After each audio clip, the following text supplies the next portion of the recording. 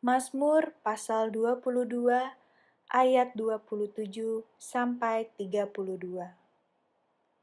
Orang yang rendah hati akan makan dan kenyang. Orang yang mencari Tuhan akan memuji-muji Dia. Biarlah hatimu hidup untuk selamanya. Segala ujung bumi akan mengingatnya dan berbalik kepada Tuhan, dan segala kaum dari bangsa-bangsa akan sujud menyembah di hadapannya.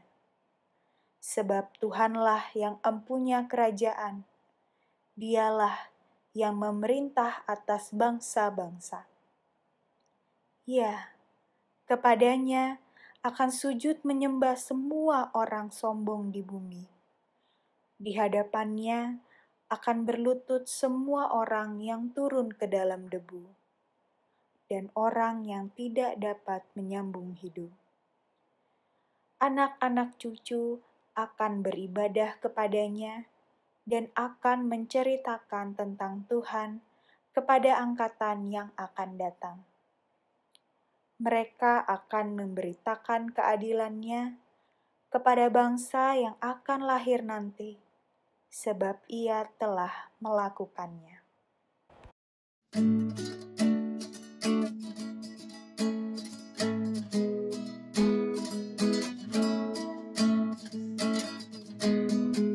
Besarlah kasih Bapa-Ku, selalu melingkupiku, di mana-mana diriku diasuhnya.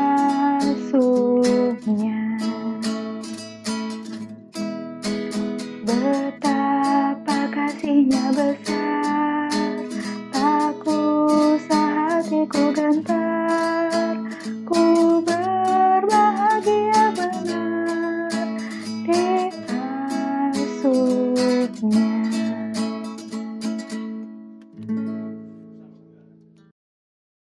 Adik-adik yang dikasihi Tuhan, sekarang saatnya kita berdoa untuk mendengarkan firman Tuhan. Mari kita melipat tangan dan menutup mata. Kita satukan hati kita berdoa. Selamat pagi Tuhan Yesus. Terima kasih Tuhan karena kami masih diberikan kesehatan sampai hari ini. Saat ini kami datang padamu Tuhan untuk beribadah dan mendengar firman Tuhan.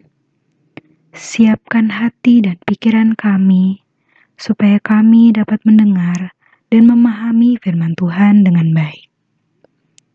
Berkati juga Kakak Ayan yang akan memberitakan firman hari ini.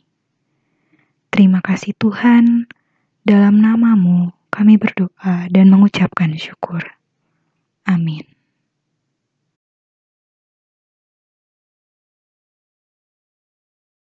Shalom adik-adik, apa kabarnya? Semuanya harus sehat ya.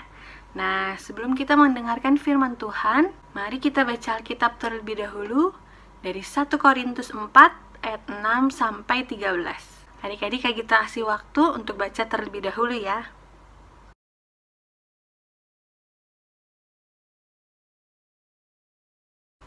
Nah, bacaan kita hari ini mau menceritakan tentang Rasul Paulus. Siapa itu Rasul Paulus? Adik-adik ada yang tahu?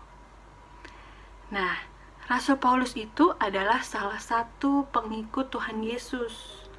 Sebelumnya ia menentang Tuhan Yesus. Ia tidak mau mengikuti Tuhan Yesus. Namun setelah ia bertobat, ia mau mengikuti Tuhan Yesus dan ia menyebarkan Injil ke wilayah-wilayah yang lain. Selama 18 bulan, ia mengabarkan Injil, terbentuklah jemaat di Korintus. Setelah itu, Paulus melanjutkan lagi perjalanannya ke wilayah-wilayah yang lain, ke kota-kota yang lain, untuk mengabarkan Injil. Nah, sebagai jemaat mula-mula di Korintus, tentunya mengalami berbagai masalah.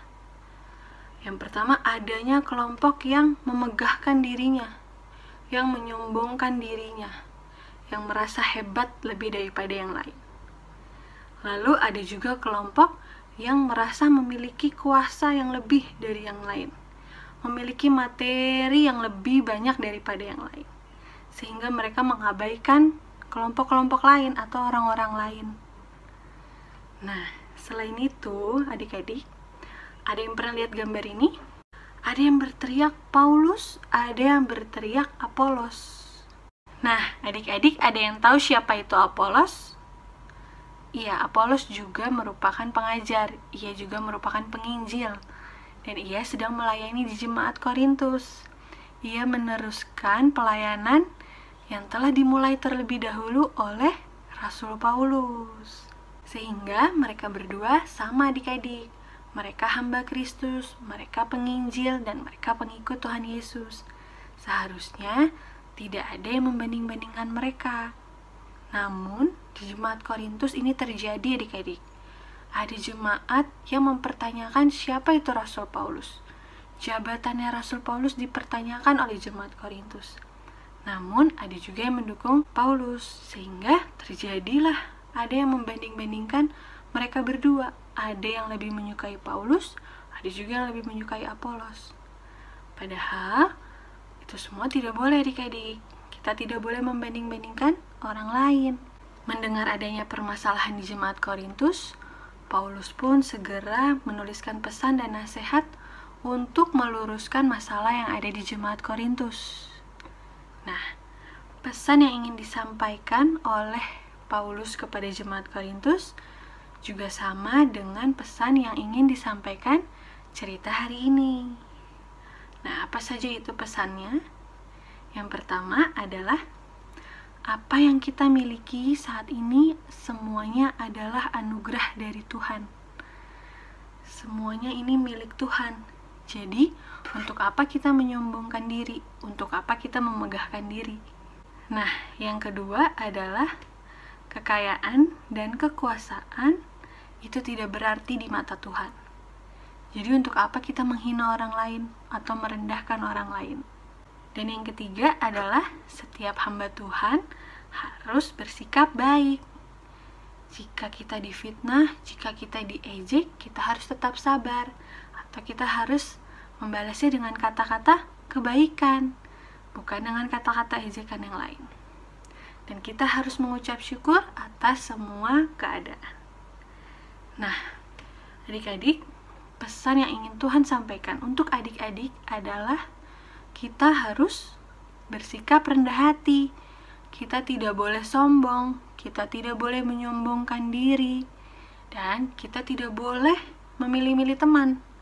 Kita tidak boleh membanding-bandingkan teman. Kita tidak boleh aku lebih suka main sama ini kak, aku lebih suka main sama yang ini. Tidak boleh seperti itu, karena semuanya sama. Kita harus memiliki kasih untuk sesama kita, untuk teman-teman kita. Tidak boleh lagi ada yang pilih-pilih teman atau pilih-pilih kasih. Kita harus berteman dengan semuanya, dan kita harus bersikap baik. Itulah yang Tuhan inginkan. Jadi, sekali lagi adik-adik, apa yang Tuhan ingin sampaikan hari ini adalah bahwa kita harus memiliki sikap yang rendah hati. Tidak boleh sombong. Jika kita punya barang baru, kita tidak boleh sengaja memamerkannya. Namun kita juga harus saling berbagi. Kita tidak boleh pilih kasih. Kita lebih suka teman yang ini, lebih suka berteman dengan yang sebelah sana, dengan yang sebelah sini. Itu tidak boleh adik-adik. Kita harus berteman dengan semuanya, dengan siapa saja, dan menyamaratakan mereka. Tidak pilih kasih. Begitu juga dengan orang-orang yang lain, kakak layan, guru-guru, orang tua. Kita tidak boleh membanding-bandingkan mereka, karena mereka semua sama. Nah, jadi adik-adik, Kak Gita harapkan ke depannya adik-adik bisa memiliki sikap yang rendah hati, tidak sombong, dan tulus dalam berteman, tidak pilih-pilih kasih. Demikian cerita firman Tuhan hari ini. Semoga apa yang telah adik-adik dengar hari ini dapat adik-adik terapkan di kehidupan sehari-hari. Selamat hari Minggu, tetap di rumah aja. Tuhan Yesus memberkati. Ku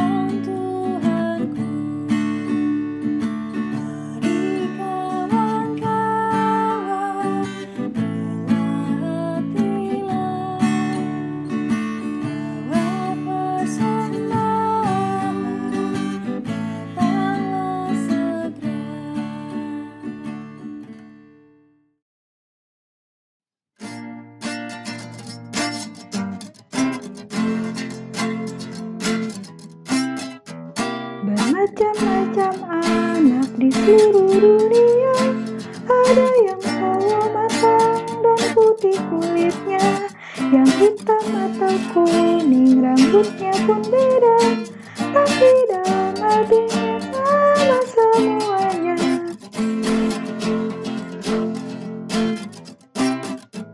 Ya di hadapan Tuhan kita semuanya tidak ada bedanya sebagai anaknya. Kiranya Ia selalu melindungi kita, dan kita pun menyanyi memuji namanya. Adik-adik, mari kita bersatu dalam doa untuk menutup ibadah kita hari ini. Mari kita berdoa. Tuhan, terima kasih untuk firman yang kami terima hari ini. Bimbing kami Tuhan, supaya kami selalu mengingat firman Tuhan dan melakukannya dalam hidup kami. Tuhan, kami juga sudah memberikan persembahan. Tuhan berkati persembahan kami agar berguna untuk pelayanan, kasih, dan pekerjaan Tuhan. Tuhan, pulihkan bangsa dan negara kami. Berkati dan beri kebijaksanaan untuk Pak Presiden, pemerintah, serta para pemimpin daerah kami. Lindungi dan kuatkan kami di tengah wabah COVID-19 ini. Tuhan berkati gereja kami. Berkati Pak Pendeta, para majelis, para kakak layan, dan semua orang yang melayani di gereja kami. Berkati juga orang tua kami, serta seluruh anggota keluarga kami. Berikan selalu kesehatan, dan juga berkati mereka dalam bekerja maupun beraktivitas. Tuhan, kami juga teringat dengan teman-teman kami. Berkati teman-teman kami yang berada di sekitar kami maupun yang jauh dari kami. Berikan mereka kesehatan selalu ya Tuhan. Tuhan, inilah doa dan permohonan kami. Doa yang tidak sempurna ini kami alaskan hanya di dalam nama Tuhan yang sudah mengajar kami berdoa. Bapa kami yang di surga, dikuduskanlah namamu, datanglah kerajaanmu, jadilah kehendak-Mu di bumi seperti di surga. Berikanlah kami pada hari ini makanan kami yang secukupnya, dan ampunilah kami akan kesalahan kami, seperti kami juga mengampuni orang yang bersalah kepada kami. Dan janganlah membawa kami ke dalam pencobaan, tetapi lepaskanlah kami daripada yang jahat. Karena Engkaulah yang punya kerajaan, dan kuasa, dan kemuliaan, sampai selama-lamanya. Amin. Hai adik-adik, hari ini kita akan membuat aktivitas yang disebut dengan celengan kebaikan. Bahan-bahan yang dibutuhkan itu sangat mudah, yaitu kertas. Kertasnya adik-adik bisa pakai kertas apa saja, seperti ada kertas warna atau kertas HVS, atau bahkan adik-adik bisa menggunakan kertas bekas sampul buku. Nah, kemudian adik-adik juga membutuhkan alat pewarna seperti pensil warna dan juga gunting. Yang terakhir, adik-adik membutuhkan pensil. Hari ini Kak Tania akan memberikan contoh dengan menggunakan kertas warna hijau. Nah, kertas warna ini kita akan bentuk lingkaran. Bentuknya sesuka adik-adik ya, bisanya bentuk apa? Di sini Kak Tania akan bentuk lingkaran dengan melipat kertasnya berbentuk kotak sampai kecil. Kemudian Kak Tania ambil benda-benda berbentuk lingkaran supaya Kak Tania bisa menggambar lingkaran dengan sempurna. Kalau sudah jadi, Kak Tania akan menggunakan gunting. Gunting-gunting mengikuti garisnya. Hati-hati ya kalau menggunakan gunting.